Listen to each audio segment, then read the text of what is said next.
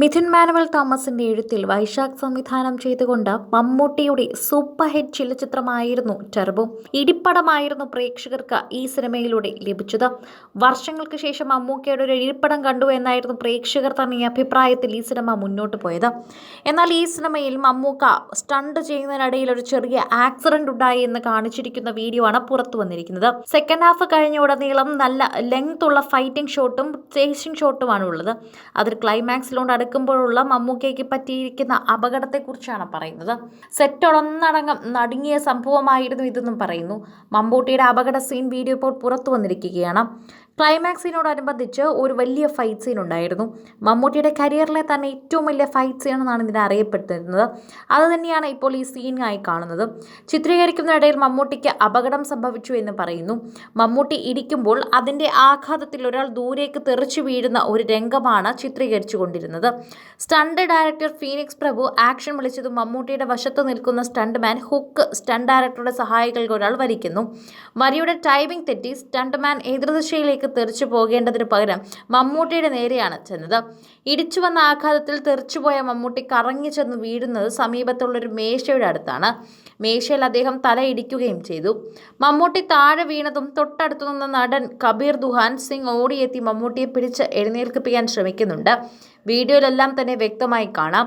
അക്ഷരാർത്ഥത്തിൽ ലൊക്കേഷനിലാകെ സ്തംഭിച്ചു പോയൊരു നിമിഷമായിരുന്നു അത്.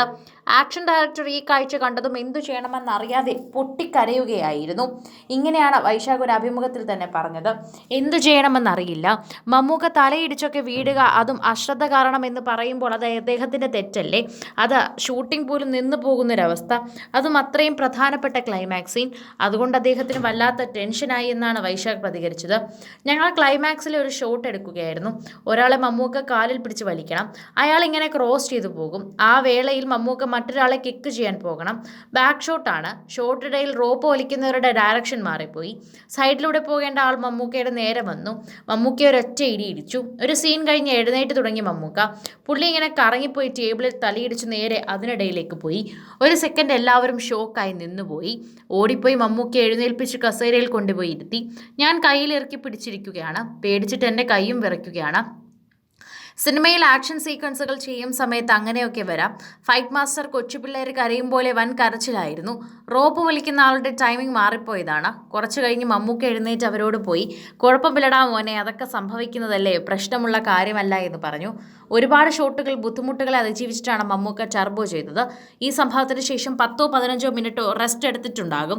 അത് കഴിഞ്ഞ് വീണ്ടും അടുത്ത സീനിലേക്ക് പോവുകയായിരുന്നു എന്നാണ് സംവിധായകൻ വൈശാഖ് മമ്മൂക്കയെക്കുറിച്ച് പറയുന്നത്. സോഷ്യൽ മീഡിയയിൽ തന്നെ അതുകൊണ്ട് നിരവധി പേരാണ് ഇപ്പോൾ ഇതിനെക്കുറിച്ച് സംസാരിക്കുന്നത്. അവിടുത്തെ കാര്യങ്ങളൊക്കെ തന്നെയും ഈ വീഡിയോയിലൂടെ മനസ്സിലാകുന്നുവെന്നും നിരവധി പേർ പറയുന്നു. അതുകൊണ്ട് തന്നെ പ്രേക്ഷകർക്ക് എല്ലാവർക്കും ടർബോ സീനുകൾ മനസ്സിലായി എന്നും അത് കുറച്ച് പാടുള്ളതാണെന്ന് മനസ്സിലാക്കുന്നുവെന്നും പറയുന്നുണ്ട്. കൂടുതൽ സിനിമ, സീരിയൽ, ചാനൽ വാർത്തകൾക്കും നിങ്ങളുടെ പ്രിയപ്പെട്ട താരങ്ങളുടെ എക്സ്ക്ലൂസീവ് അഭിമുഖങ്ങൾക്കുമായി സബ്സ്ക്രൈബ് ചെയ്യാൻ മറക്കല്ലേ.